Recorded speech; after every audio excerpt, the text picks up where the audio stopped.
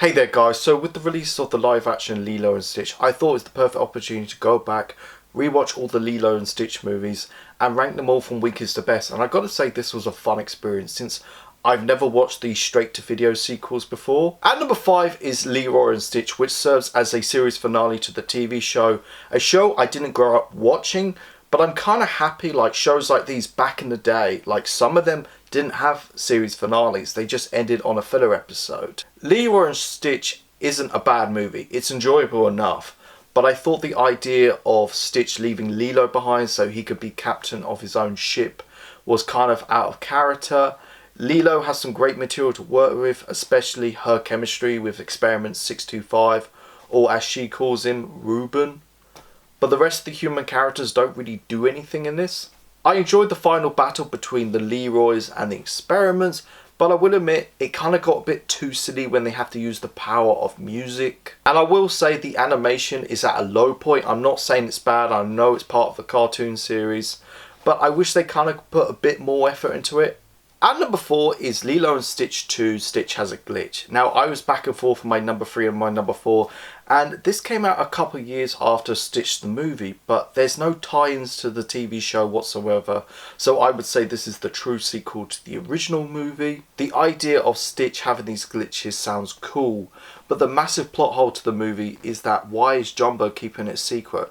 Like, does Lilo need to misunderstand? Does Stitch need to feel bad?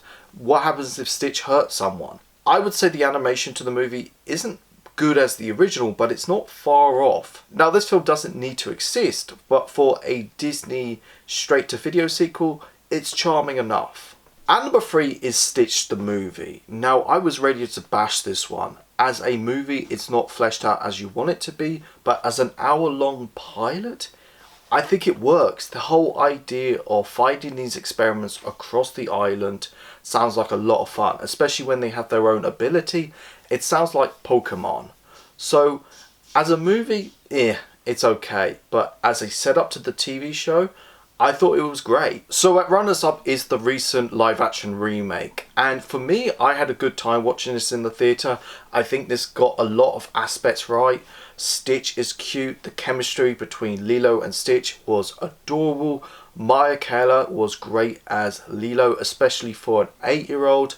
I thought the CGI was better than I expected.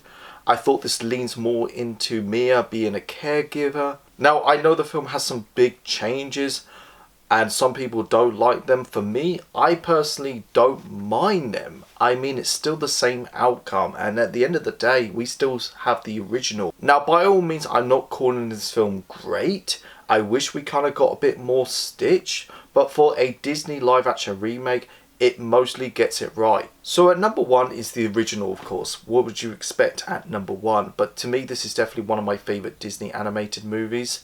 And because of the material and the story, this is definitely one of the most emotional Disney movies. The idea of Ohana, and Ohana means family, and family never gets left behind, is so emotional. But also, the film just proves you that family is more than just blood. To me, this has the perfect blend of sci-fi, side quest adventure with dramatic family moments. The animation is simply just gorgeous. It makes me miss hand-drawn animation, and it has a great use of the Elvis music. Thank you so much for watching this video, guys. Go like, share and subscribe. Let me know, what did you think of Lilo and Stitch? Go check out my Facebook, my Twitter and my Instagram page. You guys are awesome. I've got your back.